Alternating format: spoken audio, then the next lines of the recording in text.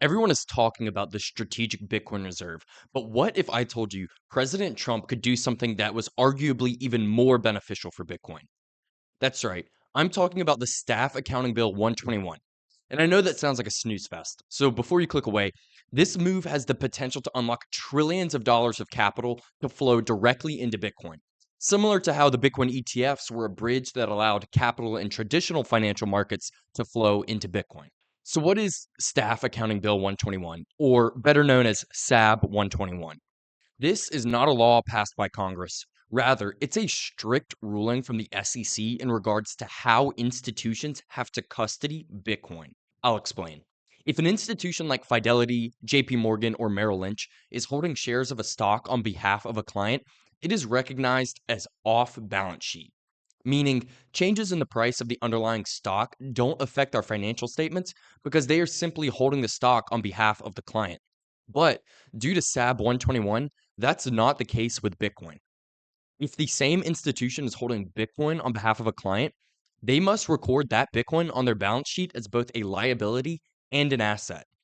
A liability representing the fact that they owe it to the client whenever the client wants to take personal custody of it, and an asset representing the institution's control of the Bitcoin.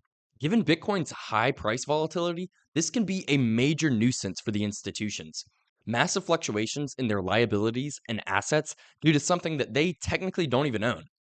And for most of these institutions, Bitcoin custody would not be a large enough arm of their business to justify taking on this additional headache. And pretty much all of the large asset managers in the United States are subject to these guidelines, which is why you can't simply purchase Bitcoin within your bank account and have the bank custody the Bitcoin. Right now, your options are to purchase Bitcoin directly from a Bitcoin exchange, mine Bitcoin, or purchase Bitcoin through an ETF through a brokerage account. However, Donald Trump is going to overturn this ruling.